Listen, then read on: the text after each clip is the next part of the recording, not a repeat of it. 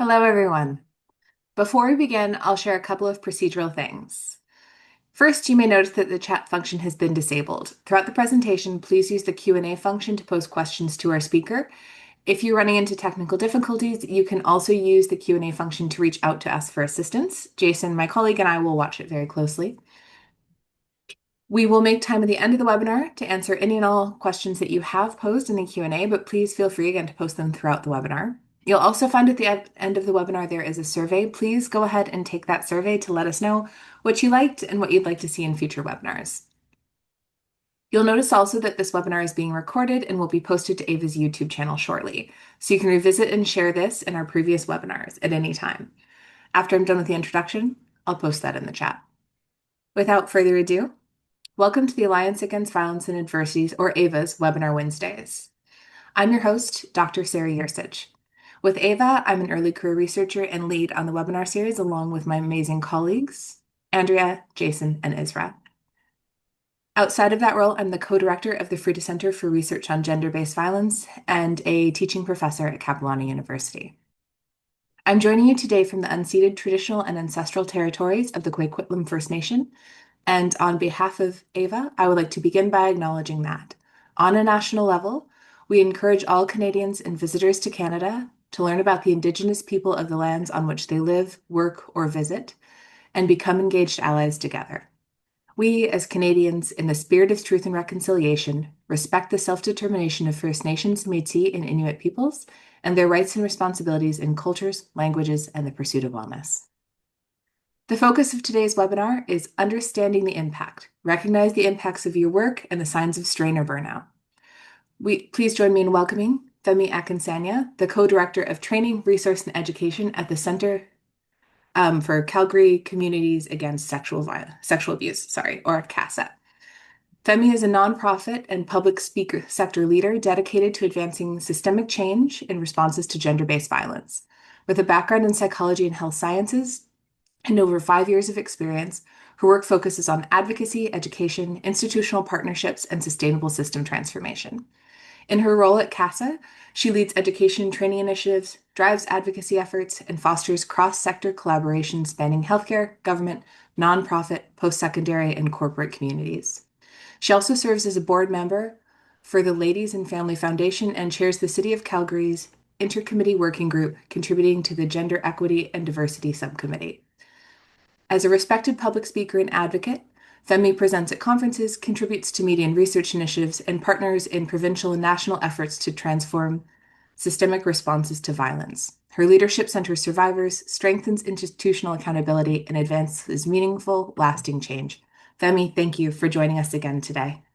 I'm so excited for your talk. Thank you, Sarah, and good afternoon, everyone. Thank you for joining us today. Like Sarah said, today we'll be talking about understanding the impacts. So we want to recognize the impacts of your work and the signs of strain or burnout. So again, in this webinar today, we're really going to talk about you. We're going to focus on you. A lot of the stuff that you learn at AVA and a lot of things we engage in professionally is always outward focus. What can I do as a professional? How can I intervene, intersect? What is the capacity building and all of those things? But we rarely take time to look inward and see what we need, right? Because we're not just professionals, we are human beings with full, robust lives outside of already demanding professions, especially in the human services field or any helping professional field. So again, it's important to take that time periodic to reflect in and see what you need for yourself for sustainability in this work. Sarah did a phenomenal land acknowledgement, and I am joining us for you folks from Treaty 7 territory. So currently I am located in Calgary, Alberta, and I'm just going to echo the beautiful land acknowledgement that Sarah provided us earlier. So, the agenda for today is firstly recognizing the signs of vicarious trauma, compassion fatigue, and empathic strain. So, again, we have to look for signs and signals the same way we look for signs and recognize patterns, symptoms, all those kind of things in our clients or in our patients. We have to do that for ourselves as well. So, the same skills that you have to look outward and do that for others, we now want to have that for yourself and recognize that within yourself. Next is identify strategies to cope with vicarious trauma and empathic strain. Next is understanding and enhancing practitioners' resilience. So we want you to have a framework of sustainability. Again, this is for most people a career, some people's a vocation, some people it's like a lifelong passion. We usually don't fall into these type of professions that are helping professions, whether you are in healthcare, social services, human services, education, law enforcement, etc. Is usually people driven and very passion driven. So we want to enhance the ability to do this in a sustainable way for the rest of your career, for years to come. And lastly is self-care for helpers. So what is self-care and how can we engage in it, again, as helping professionals? So we're not going to show anything explicit. Again, we're talking about inward focus, but again, we recognize that even the conversations around vicarious trauma and burnout or anything can be potentially triggering for folks. So again, engage in whatever feels safe for you. Check your internal temperature. I always like to say that we like to keep people at a nice sizzle. That's how we kind of grow the capacity to learn, go into our comfort zone, really stretch those muscles, but we don't want you to boil too much that you have the lid of the pot blown off, right? So make sure you're tapping your own temperature check. Are you sizzling or are you boiling over? So again, going back to your content warning, these are various resources you can engage with. These are specifically sexual violence related resources that you can call. But again, we want to enhance your tool belt. So again, it might not seem super relevant today, but maybe when we have the conversation of vicarious trauma, or empathic strain, some of these topics may bring out certain things. So these lines are just as much for you as for the clients or community members or patients you serve. These lines are 100% for you as professionals as well. So this is a reflection point. So wherever you're joining us from, whether you're watching this live or you're watching this at a YouTube on the YouTube pre-recorded version, or wherever you're engaging with Ava's content, a good way to very much center this conversation around vicarious trauma or empathic strain or burnout is through reflection. So a couple of questions I want to pose to you all. So the first specific question is, what keeps you interested in your work? What's your why? We all have a reason why we engage, especially in helping professionals or professions. So you could have been anything else in the world. You could have been an accountant, you could have been in finance, you could have been in tech, but why specifically this type of profession? So what is your why? So ask yourself again, what keeps you interested in your work? Next question is, what are the best aspects of your job? So not everything can be perfect 100% of the time. We have very demanding jobs. We have jobs that are very in flux, very variable, that requires different aspects of our personhood and our lives and the ability to show up. But there are aspects of your job that you love, you genuinely enjoy. It might not be 100% of your job. It might be just 10, it might be 5, it might be 25%. So I want you all to lean in to ask yourself, what are the best aspects of your job for yourself? Next is, can you describe an inspiring moment from your work? Being in the human services field, being in any kind of helping professions, it's kind of a double-edged sword. You get a little bit of everything, but you have very inspiring moments, right? Whether it's from a client or a patient or a coworker, an initiative, a campaign, a learning experience. We are, very, very lucky in this field because we're very human-centered to see the full breadth of humanity, including the inspiring parts of humanity, even though we have to deal with the very challenging parts of humanity. So again, the question I ask you folk is, can you describe an inspiring moment from your work?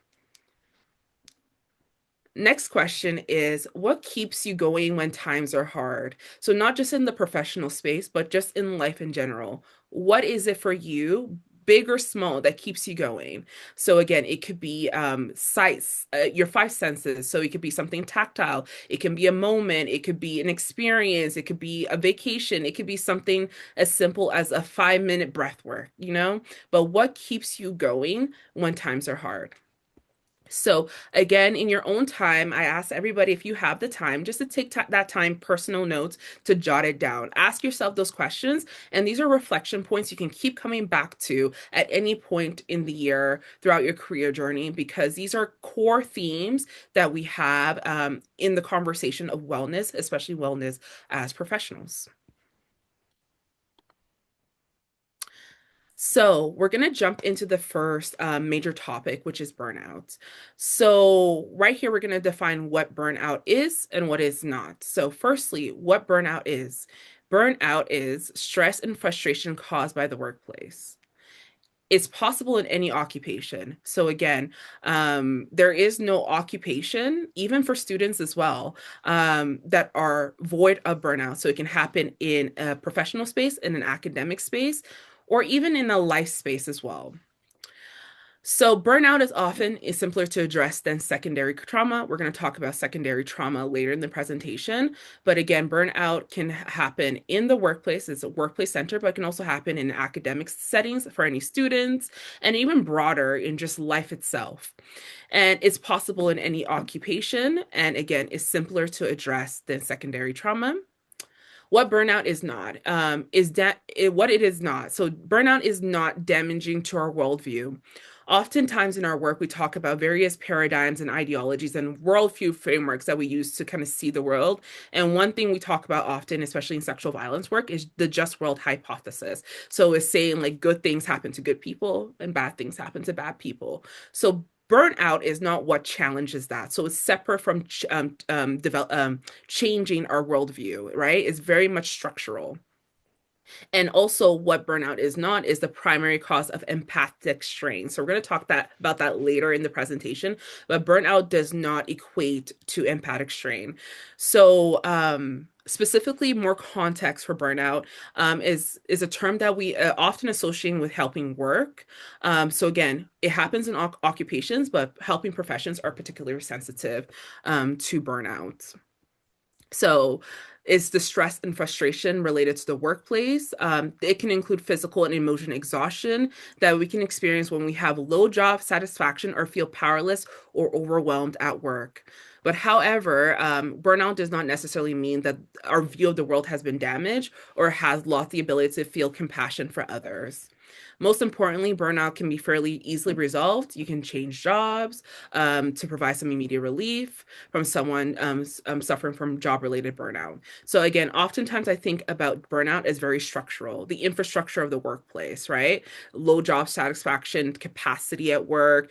A lot of people are having conversations around funding, uncertainty in the workplace, whether it's on the macro level, it's coming down from the government level, is in the organization itself, or even between particular teams and programs. So I often think about burnout is related to the structures of the workplace and not the content of the work trade or the passion behind the workplace.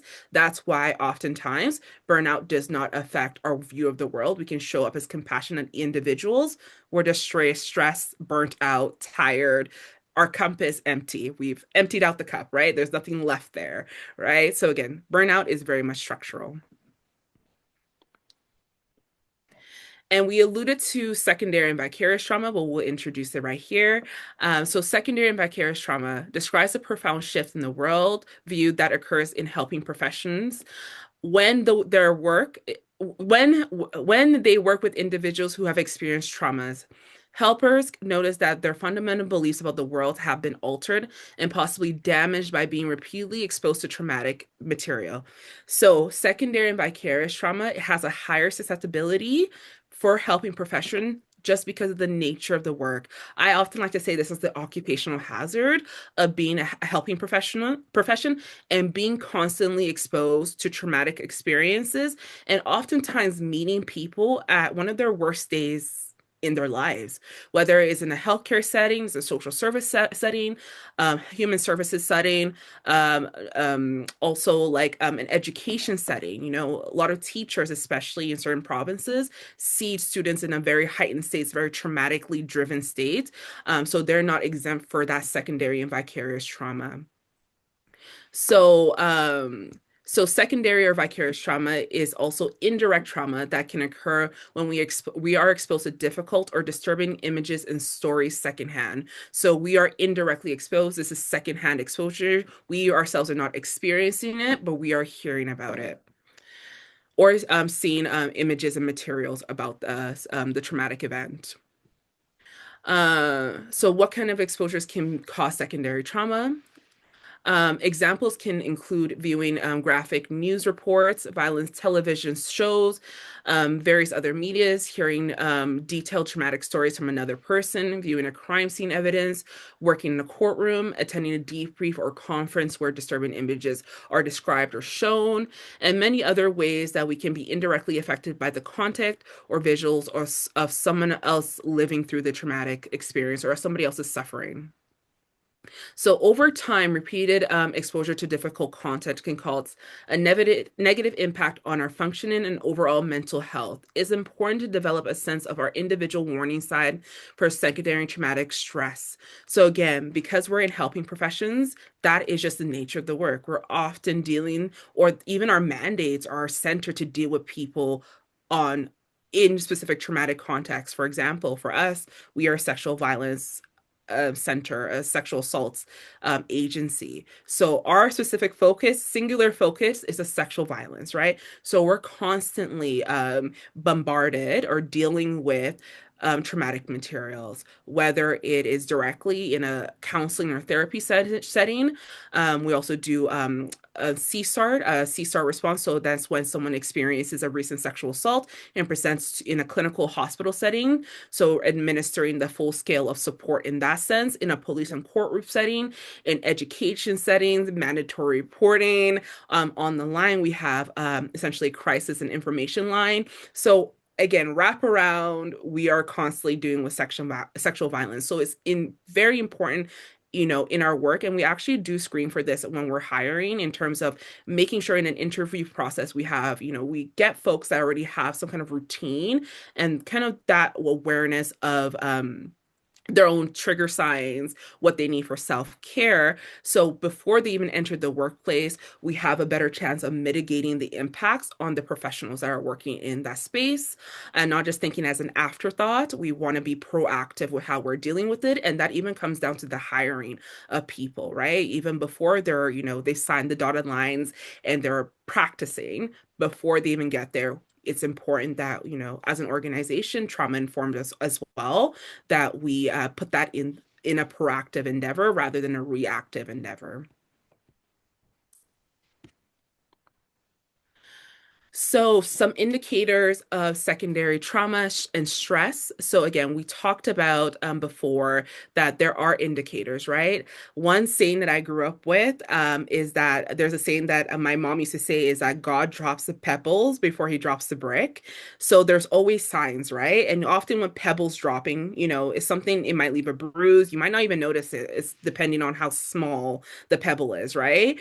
But once the brick drops, it could be, fatal, right? It's the big sign. It's something you cannot ignore. It has genuine long-term impacts. So always, in my life, personal and professional, I always look for the pebbles in life, right? There's little pebbles. It's easy to excuse, it's easy to ignore, and normalize and see, blaming on other things, right?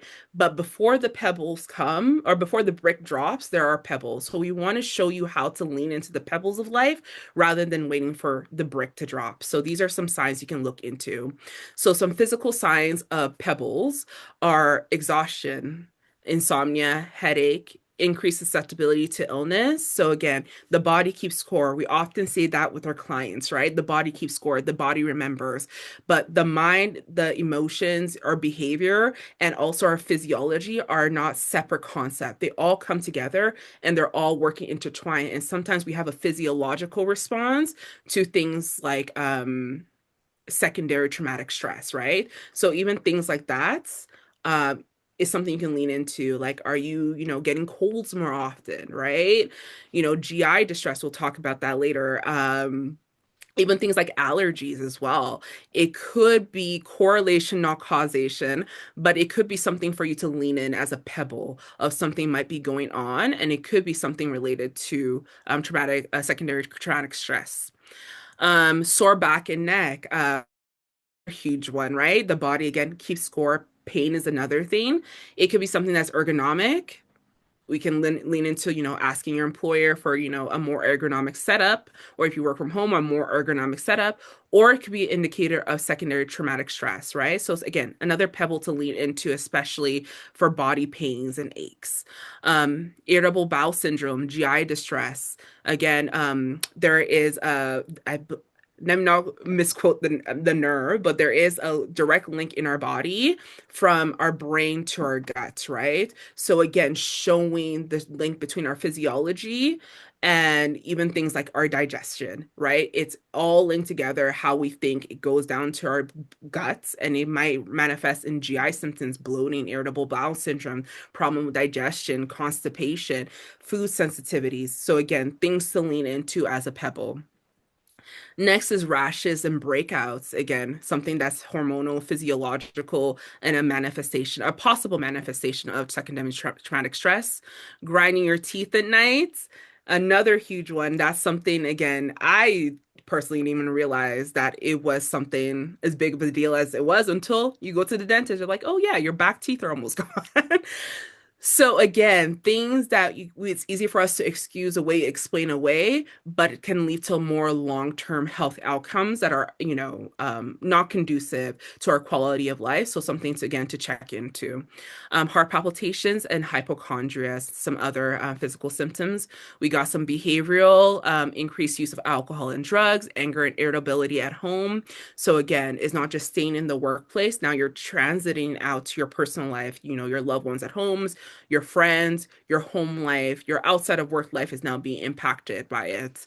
Um, Avoidance of clients or patients. So that's another thing. That's your mind and your body and telling you like, ooh, something is making it's not equalizing in my body. So that can manifest in avoidance of clients and patients, especially if those clients and patients have very particular needs, or their traumas is very particular or very triggering, so can manifest in avoidance.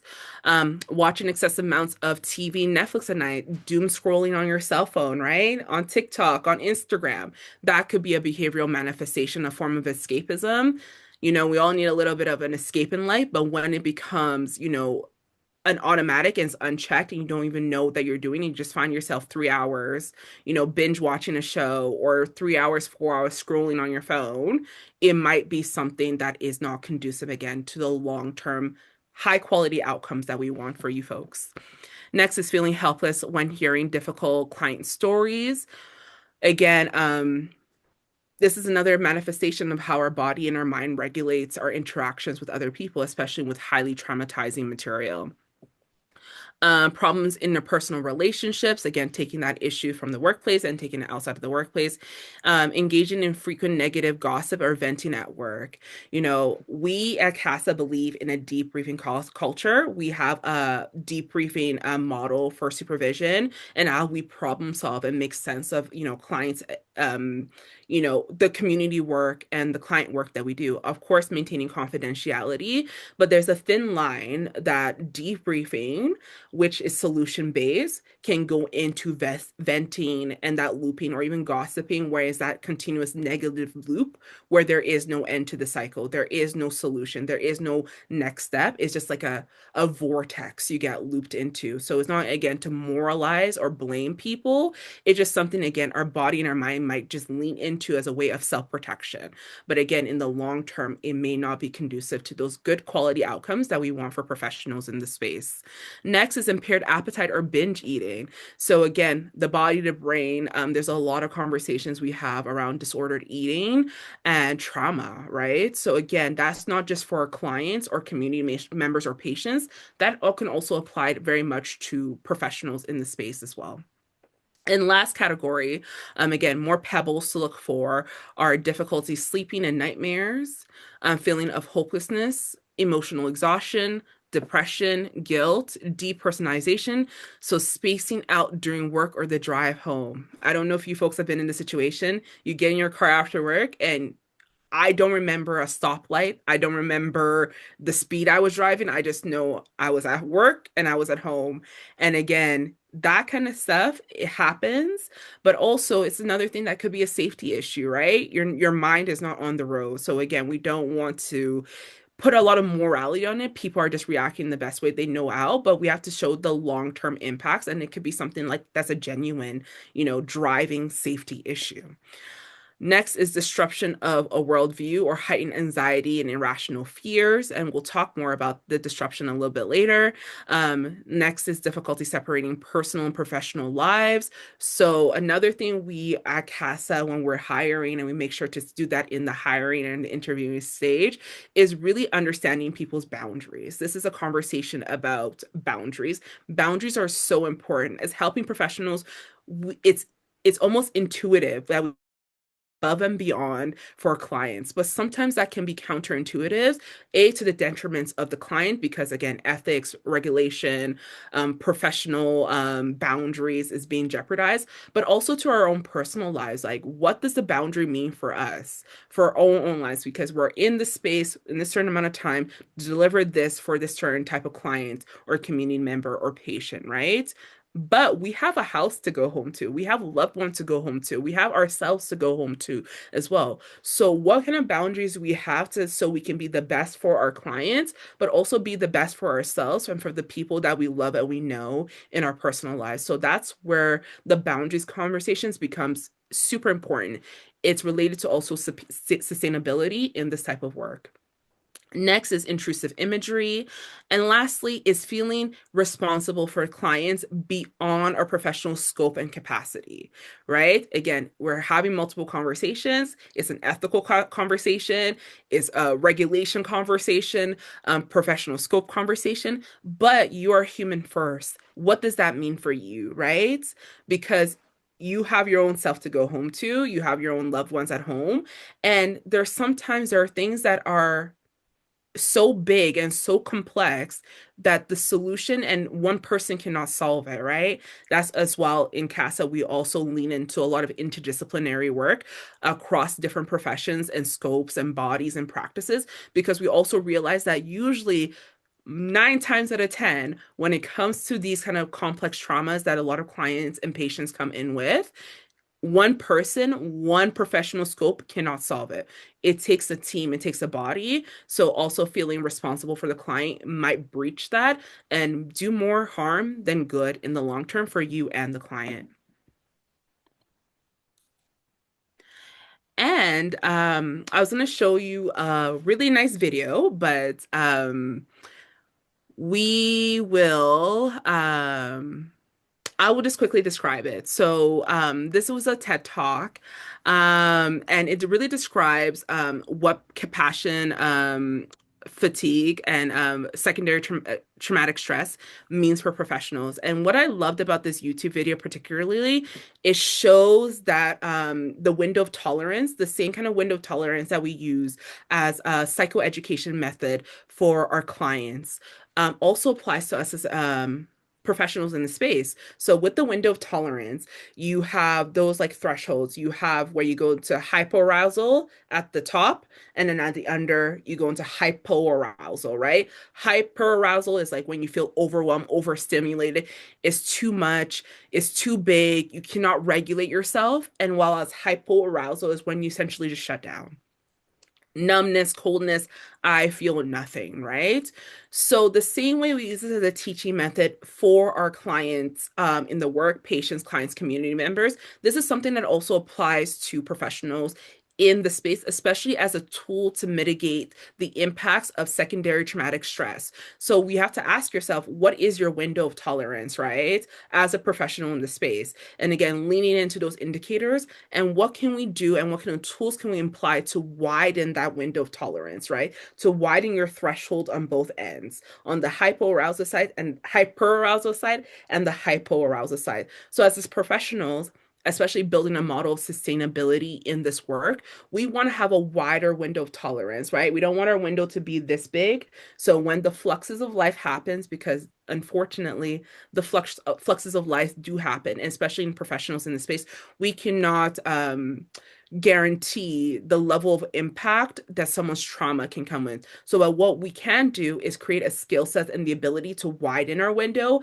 as a sustainability framework for ourselves as much as our clients. So we want you to be oscillating somewhere in that middle of your window of tolerance right here, because the oscillations will happen. There are going to be days that are like I'm beat, right? I feel empty. I feel depleted. I was in court the other day and I had to sit through this horrific testimony, and I don't know how I'm going to show up the next day to see my client. So I'm a little bit on the lower end, but I'm still present, I'm available, and I'm not taking this traumatic stress in a way that puts me out of my window, that I feel numb, avoidant. I don't want to be here. I'm not responsive. I'm not engaged, right?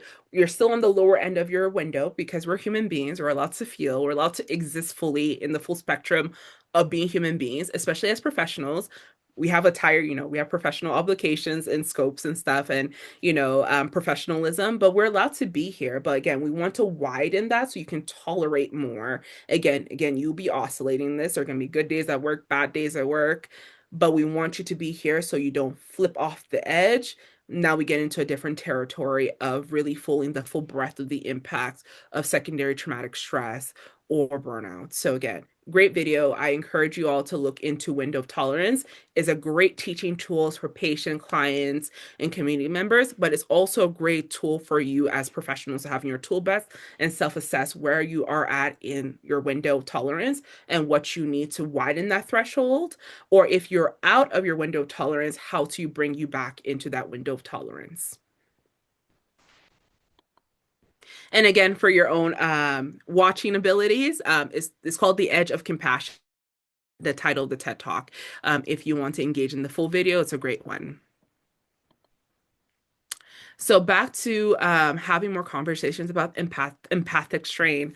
So empathic strain is the lessening of ability to hold compassion over time because of repeated exposure to overwhelming traumatic material. So with empathic strain, we have a long-term timeline with this, right? Especially when you have a career in this, you've been doing this for 5 years, 4 years, even a year, even 6 months. 6 months is a long time.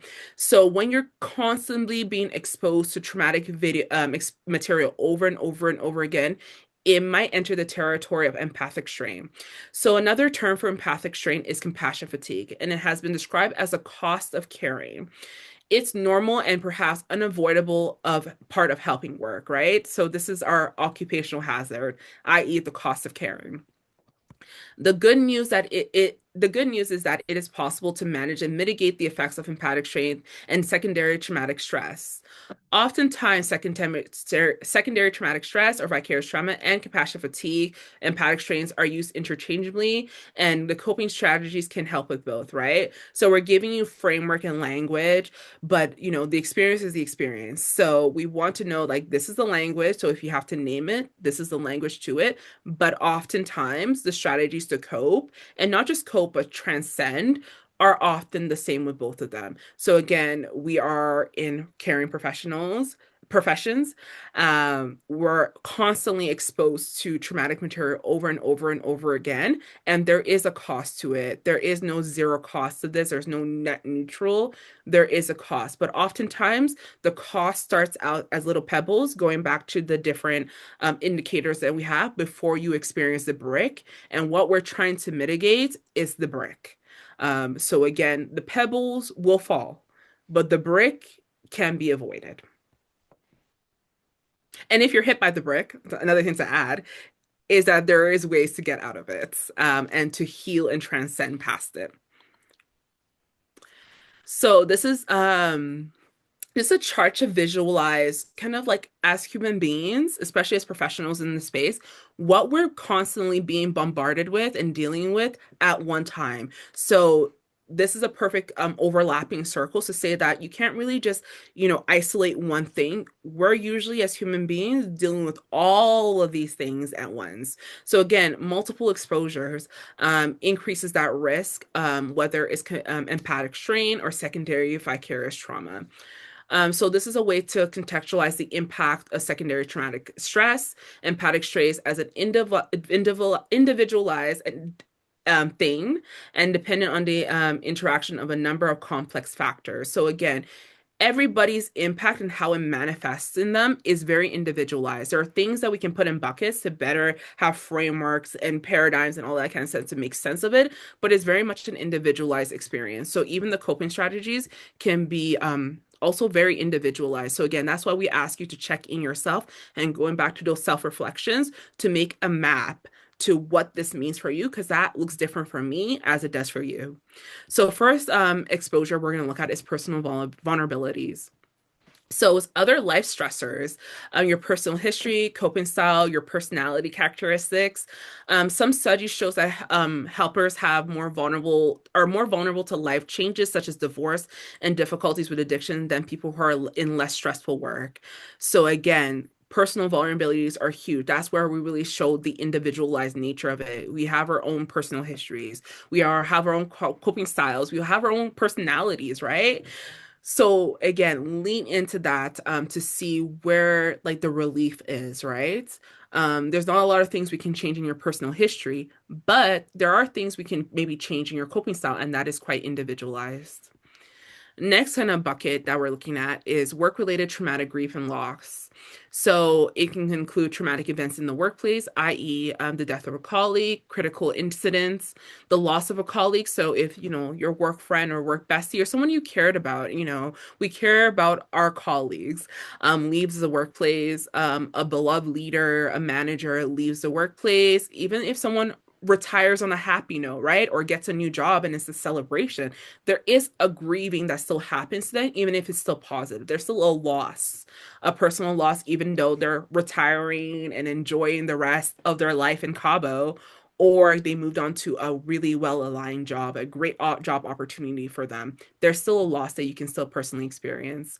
And even more on the macro level, bigger things like funding cuts, it is a traumatic thing, right?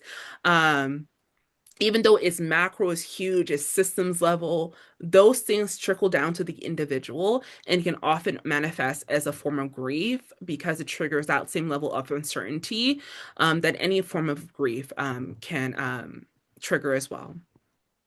Next is direct exposure and primary trauma. So that means primary events that happen directly to the individual. So again, going back to personal history and sometimes going back to why a lot of people are called to helping professions, right? It might be due to a personal traumatic event they experienced that triggers something in them to want to get into this work. And it could be very cathartic, very powerful, very empowering, but it doesn't etch out that particular traumatic history that individual has experienced. So again, especially when related to secondary trauma, especially if the secondary trauma or the client you're working with speaks to that your particular traumatic history, it can be a particularly sensitive thing. So we encourage you folks to normalize that in your life. It's okay. We are all humans. You're still powerful. You're still competent, but this may be a trigger point for you in your work and in your career. So over 60% of helping professionals have a history of trauma, and the potential impact on their work and possible vulnerable to secondary and vicarious trauma. So this could be your calling to the work, this personal trauma could be the reason that you were called to this type of work, but also it still is an injury. So again, we're all humans. So that's something to lean in and check in on. You're still powerful, you're still competent, you're still empowering. But again, it could be something that can, a trigger that can open up at any point. Next is indirect trauma and secondary or vicarious trauma. So we discussed that below. So that's another bucket that we discussed. We also discussed empathic strain and compassion fatigue. Next is system failures as well, related to that funding conversation, is the impacts of the gaps and barriers in the system that we work with and resulting feelings, anger, frustration about the lack of resources, disagreeing about someone's eligibility for services, and this can result in moral distress. So when our values conflict with our roles and our rules and regulations, we disagree with the moral and when we disagree with them or we're morally opposed to them and we're told what we to do. So essentially that we have systems that have regulations, rules, parameters, bureaucracy. And then we have what we morally and value-wise and ethically feel drawn to. And that can mean direct conflicts, whether it's within your workplace, a specific workplace policy and regulation, or whether it's bigger, maybe it's your regulatory body or licensing body has particular policies and regulations. And whether it's even bigger, like, if you work in nonprofit, no matter the size of the nonprofit, whether it's grassroots or huge multi-million dollar nonprofit. Lack of resources is something that we're often confronted with. And that can be very jarring from a lot of levels, but also from a service delivery and be able to meet people at their point of need. It can look different because of lack of resources that exist. And this is not just a nonprofit, this can be existing throughout. It can be in education, healthcare, all of those different things, government work as well. So it's really hard to see systems actively failing and feeling like, oh, I was called to do this work because I wanted to mobilize the resources that the system has, and the system is actively dropping that ball. Where do I stand in that? So again, it's okay to sit with that and to honor that and know that there are real impacts, even though it's bigger than any one of us. No one individual has the answers, but we are all living a space, especially as professionals and helping professionals to still respond and show up for clients, community members, and patients. Next is working conditions. So, working conditions profoundly affect our workplace relationship and sense of trust, the quality of communications, perception about fairness, workloads, who we directly report to, and overall the workplace climate, reward and recognition, and other factors. So, again, the psychological and infrastructure and even the physical nature of your workplace does play a part. Do you have enough to do your job? Are you being recognized for the job you're doing? Do you feel safe and seen showing up to work? Is there conflict in the work? Lack of communication? All of those things, those all play in a part. And last bucket we're going to look into, which is super important, especially this day and age more than ever, is the social cultural context of the community, province, or country, or even the world that we live in can profoundly affect our daily levels of stress, especially when the work we're doing is directly responsive to, social, cultural, geopolitical shifts. It is a lot to hold. And I just want to validate that for everybody that this is a lot to hold. No matter where you're probably joining us from, there's a lot happening that might be a lot to hold, and it's impactful. And it's okay for us to be impactful, even though not one of us, not one person can, usher the solution. So this is all coming in together, and also something to add to the social cultural complex context as well is your own cultural background. So, for example, my background is Nigerian. I come from a Nigerian Canadian household, so there's a particular collectivist way I see the world, right? And even though I'm seeing the world, I'm trying to navigate the world in this collectivist way. The institutions may not be responsive in the way that I was raised, my cultural ways of knowing and being. So that's another thing to hold, especially when you also don't come from a culture that is, essentially mainstream. You're immigrant, you're racialized, you're marginalized in any way. It's another thing, another layer navigating with the stressors and the impacts of the stressors. But there are positive things, right? We talked about a lot of heavy things, a lot of things that are hard to conceptualize, hard to break apart. It's all happening at once.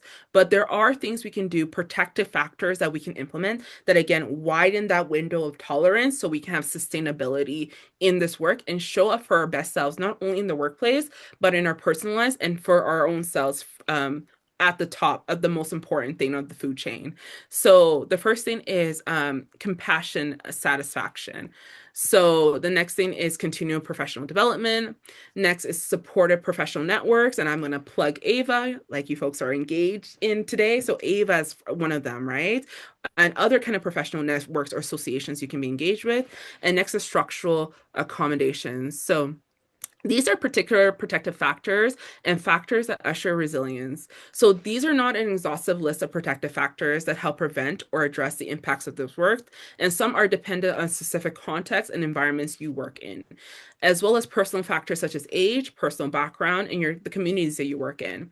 So the first one I talked about again is compassion satisfaction. So this can be may related to providing care, the systems, work with colleagues, beliefs about selves, altruism as a type of list that you can engage in. So again, so these are things that can be seen as protective factors, like that altruism, going back to the why. Why did you even engage in this kind of helping profession in the first place? It's usually altruistic.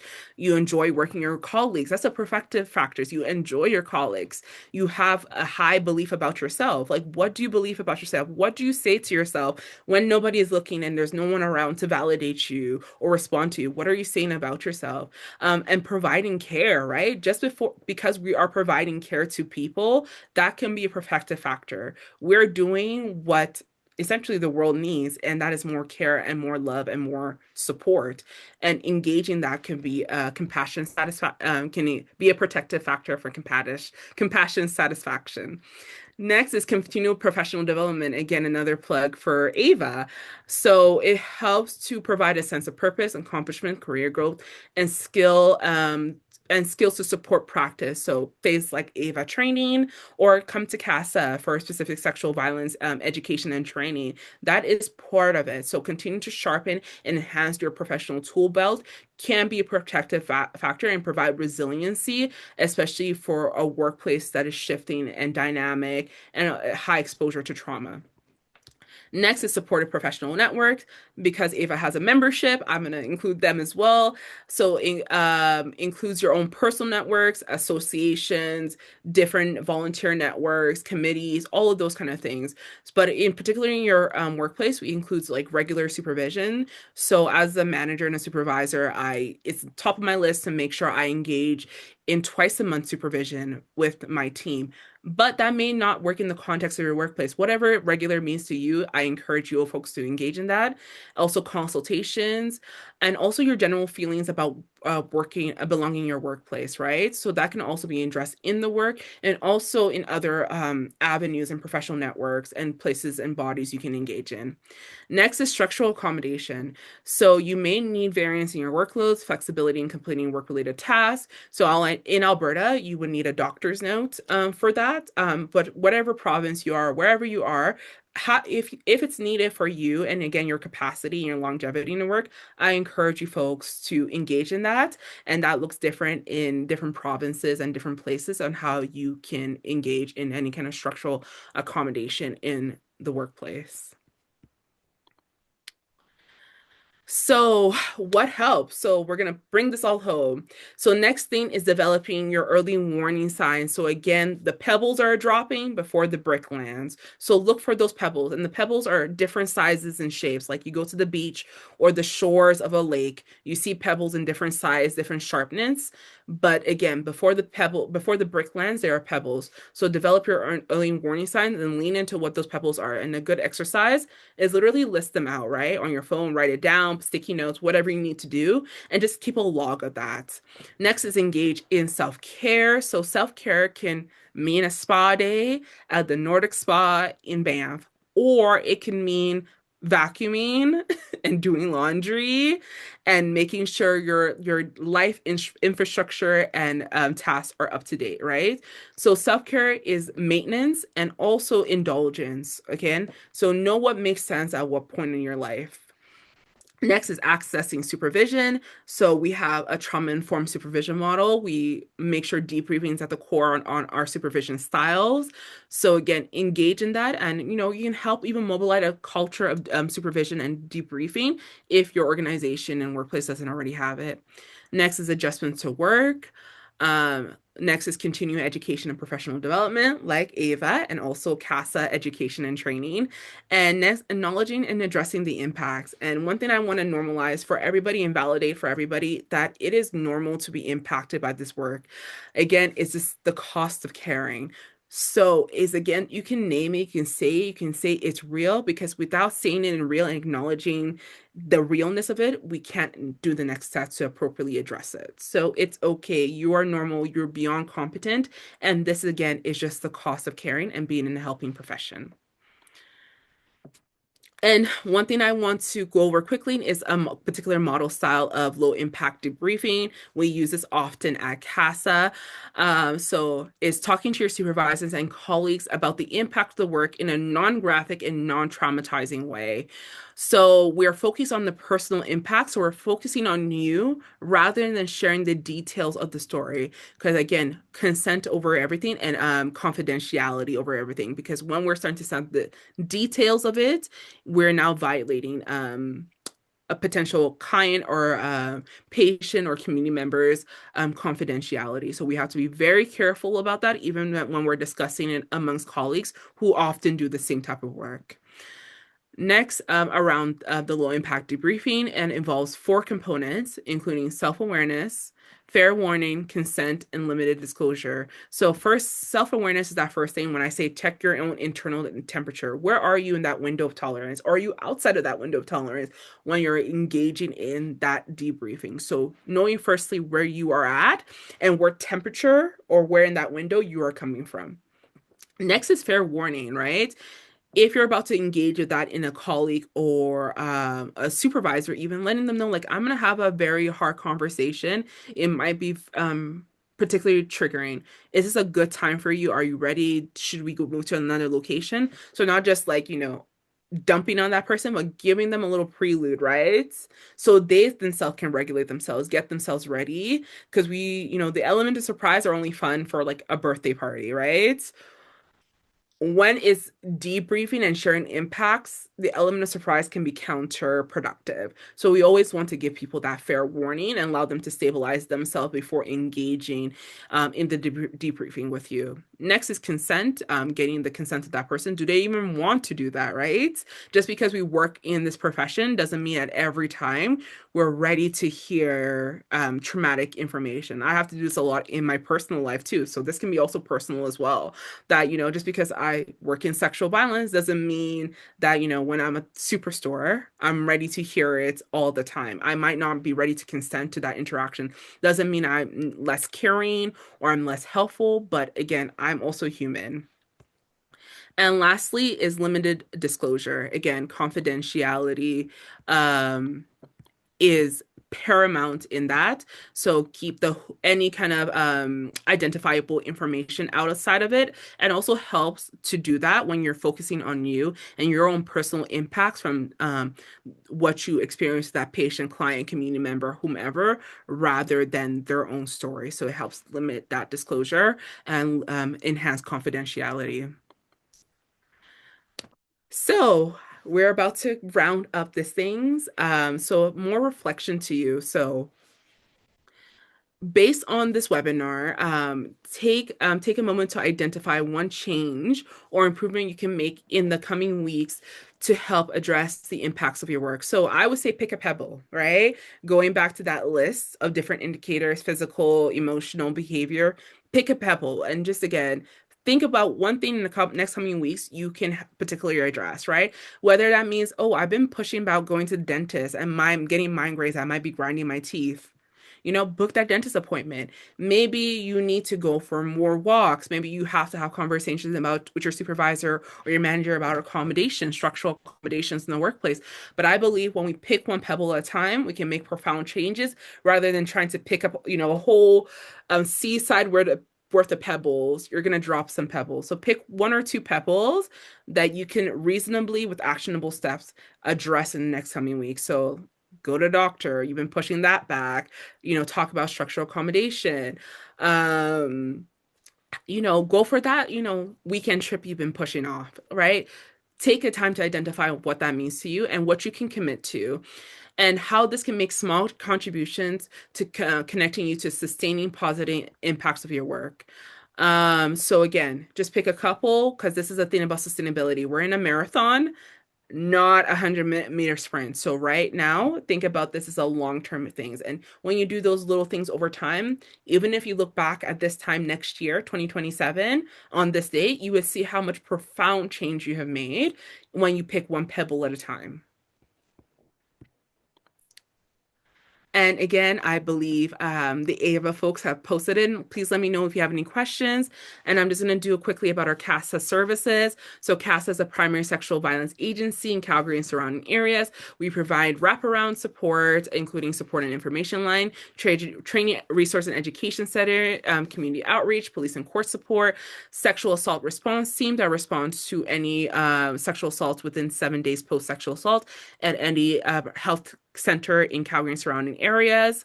Individualized and group counseling. So we have up to 24 free sessions for individualized counseling, and up to six free sessions for the loved ones of people engaged in our individualized counseling and volunteer engagement. So we are the hub for everything sexual violence in Calgary and surrounding areas. When in doubt, you can give us a call.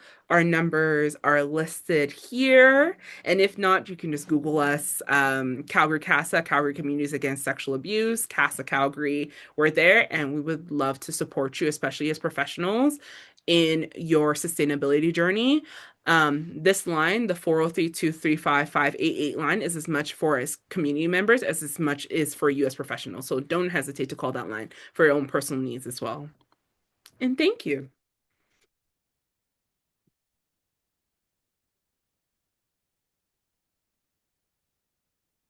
I realized I was on mute. Thank you so much, Femi. As always, that's so enlightening, and it's been such a joy to sit down and to listen to you talk about these things, because they're things I don't think about a lot, and I imagine they're things that a lot of our colleagues and friends don't think about a lot either. While we wait, the Q&A is open for those of you who are still around. Please go ahead and put some questions in there. But I do have a few questions for you, Mhm. if just as we wait to see what comes in. So the first thing, it's kind of just a clarification question for me. I'm so used to the term compassion fatigue. Yeah. Is that you were using, oh gosh, I have it in my notes here. You were using a different term for that, but I cannot recall what it was in terms of, Yes, empathic strain. So yes, I like that so much better. Are they the same, or is there some differences between them? yeah, it started out usually as compassion fatigue, but fatigue, it's more like it I think it's more self-blaming language, whilst Mhm. empathic strain addresses that external force, the secondary traumatic stress that's coming and straining you. So that external coming out, whether you're fatigued coming out, like you're already a fatigued person. And so that's why I think the language changed to show kind of the nature of the work, right?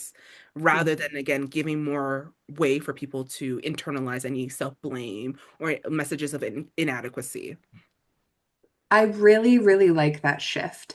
The moment you mentioned it, I was like, that sounds like compassion fatigue, but so much more apt in describing what experience, like that experience is like. I think Mhm. every time you do these, I learn new amazing terms from you. Um, so keeping that sort of thing in mind, and you mentioned that CASA does have like this trauma-informed way of doing supervision, doing those debriefings. Can you share a little bit about what that looks like in practice? Oh yes. So in practice, it's as simple as what we teach people in like sexual violence support. It's like, how are you doing, right? Like for me, I always say like, let's put work to the side, share whatever you feel comfortable as well, because we don't want people to overshare or feel like they need to, they're not things that don't know, they're not comfortable sharing with their supervisor or their manager. But like, let me check in on you. So when you had that disclosure that you had to report to Children and Family Services or Children's Services, how did that feel for you, right? Not what did you do or how did you help the child or the youth or the family? How did that land for you? What did you take from that? Do you need what support do you want me to step in this way? More supervisions, you want to pull back, all that kind of stuff. So putting you at the center. So we don't often focus on like what have you done in terms of the process procedures, the mandates, and all that kind of stuff. We never actually just directly, how did that impact you? How are you feeling? How are you holding this? So that's something very practical that I do, and really how I like to start off my supervisions with my team members. I really appreciate that. It so lines up not just with how we do things in a trauma-informed way, but now that we're starting to shift to just person-centered, working with an individual, who they are, where they're at, what they need, how they're feeling. And I imagine, although I've never been in CASA, I imagine that it does create a much healthier environment there when you do Yeah. center the people. Yes, 100%. I think it really just, and it really can put people back on that sustainability, especially as professionals. Like, I continue to do hard things, and I'm Yeah, supported by the organization that will empower me to continue to do very hard things. absolutely. And you also talked a bit about the pebbles, right? Like identifying the pebbles, dealing with the pebbles when they're still small. What are some ways of dealing with the pebbles if they all come together to form, like, for lack of better words, but using a similar metaphor, like a boulder of just all these different things, and you are so deeply burnt out? Like, are there Yeah. strategies that you know of? I know it's a tough question. Oh, yes, this is a very tough question, but a good one. But I think like the same thing we tell our clients and our patients is having a network of a support, right? Mhm. You too, you have like, some people say you have to have your own internal board of directors, but even as, professionals, who is in your network, outside of your family, your loved ones, and your partners, who else is in that network? Do you have a therapist? Do you have a GP and a family doctor you trust and you can just like say, I'm comfortable telling you this? Who's your dentist? Some people it's like they have coaches. Like who is in that network of support, your natural supports and your professional supports. So the first thing I have say is like if you have that boulder, you need to distribute it Yeah, across your network because again, people have different professional expertise. Like, a dentist can only do what a dentist does or a hygienist or people in the dental field, so you can't really export that to your grandma unless she's yeah. a dentist. But, like, so I was gonna you say, I don't think my grandma could handle it. yes. My grandma would be like, yeah, you need to go to the dentist about you grinding your teeth. And the dentist is part of that network. And then the dentist might say, okay, this is beyond my scope. Have you talked to your GP? That migraine may be related, but that is maybe something a doctor, a medical doctor, Yeah. might lean in. So, and then that doctor, your family doctor, say, oh, maybe you need to see a neurologist. And it's a lot of like bouncing and as someone that has a lot of appointments, professionally and personally, it might seem a lot, but if you look back, you have your network and you have okay, your go-to, so it doesn't feel disjointed and people are taking that different load off your weight so you don't drop those pebbles. I really like that, and thinking of that like an internal board of directors or like that community of folks who take little pieces but don't have to handle the whole thing. Yeah. And then I was thinking about as you talked, and you do such important work, but I imagine the work you do is sometimes heavy. And I know the people that you work with and support deal with a lot of really hard and heavy things. And so when I'm thinking about those pebbles, you can see what really stuck with me from the top. But when you're thinking about those pebbles, or even like the buckets you were talking about, like what are the little things that start to happen most commonly that really go unnoticed? Ooh, chronic pain and GI. I think insomnia and hypersomnia, we can say, oh yeah, I did, we say, oh yeah, I got an hour and a half of sleep. It's something that is Yeah. easily recognizable. But I feel anything that's like very much like physiological in terms of like gut and back pain and all those things, it takes a while for people to say, ooh, Yeah. this can be really, this is the correlation. So I think those ones I think go on for a longer time. And Yeah. even that light level of irritability, that snappiness, Yes. another one. Yeah, where you're like not qu quite feeling yourself, you're in a bit of pain. But I I once read a book, I think it's called Your Body Speaks Your Mind, but it's so true, and it takes a little while for you to start to connect when your body like has like manifests something. Like if it's GI issue, if it's back pain, or if it's like a stress rash, or sometimes you're Yeah, like, oh, this is I'm getting older, my body hurts. Oh, I have sensitive skin, I have a rash. And you don't really make those connections. yeah, no, 100%. And then for you, and this is my last question, I always like asking these questions. What is your self-care like? Because you talk about it can be a spa day or it can be smaller things. For you, what is self-care? My I put it into maintenance and indulgence because we need a little bit more maintenance than indulgence. Yes. Like a little bit of like maybe like that 80-20 rule. So 80% of my life is maintenance and 20% is indulgence. So 80% is I include my maintenance as like, paying my bills. Mhm. Even like something like Calgary, we have a cold snap. So one thing I made sure to do while it was still warm, because I monitor that weather app, was make sure I had a full tank of gas. Because the last thing I want to do in minus 29 is stand out there and shake and wait for my gas to pump. So that's something I did proactive as a way of self-care. I said, I'm going to thank myself on Wednesday, like today, that Yeah. I took the time on Sunday, even if it was like, I could stretch it out because I was like, okay, if I push this to Wednesday, I'm gonna have to fill up my tank on Wednesday. Just fill it up on Sunday. So those kind of things, and my maintenance, cleaning as well. Movement is another way. Again, whatever movement feels like to you, whether it's a walk or some people it is the gym, and some people it is whatever. Movement is so broad, but our body needs to move, especially in work that we sit down so long because it's very sedentary. Movement is very important. And even like, what you put into your body as well, is part of it, and regular doctor visits, regular check-in with my therapist, all of that kind of stuff. So that is self-care. That's me pouring into myself for the maintenance so I can survive for hopefully a very long time. And then my indulgence is spas. I love a spa girl. I love a spa. I try to go there like once every 2 months. I always like to discover new spas. Travel's another big thing. Spoiling myself. I like, to shop. I could say that. Be again, still leaning into my maintenance because sometimes when you're too indulgent, it's not self-care anymore. And now you're creating a Yeah. problem, another set of problems. So that 80/20 rule also can apply to how you see self-care. So 80% of self-care is that maintenance, is redundant, is mundane, but is sustainable, is that sustainability model, and 20% is that indulgence. I so like that breakdown because it shows how self-care isn't just what we think about with yes, absolutely spa days. I'm a big spa girl too. And like these things that you can just do for yourself, but it's all the other stuff in the in between that 80% that actually gets you through, that keeps you from Yeah. feeling like you're going to crumble into small pieces. Because I agree completely. You don't think about getting gas as self-care, but on Wednesday, if you ran out of it, you would have a horrible day. And so it is this tiny bit of self-care where you're like, you'd never make those connections. Yes, yes. And it's definitely reflective. So everybody's maintenance slightly looks different. There's some fundamental, like Maslow's hierarchy of needs that we all need to do as human Yeah. beings. But it's also personal. Like, are you a parent? Some people are caring for elderly parents or like there's so many fur babies. Our maintenance looks different, but that 80/20%, 80% maintenance, 20% indulgence, and it will take you the distance. I love that. And I think I'm going to carry a lot of this with me in my work and personal life. So thank you. Yeah. Well, I do want to just wrap up and sort of give you your day back. But Femi, as always, thank you. And for those of you who are here, there's a survey in the chat. It'll be sent out to you via email. But please also check Ava's website because Femi has done, is this your third Femi or your fourth? I think it's my third. I was gonna say, I think it's, yeah. I mean, Femi has done 3 webinars and all of them have been incredible.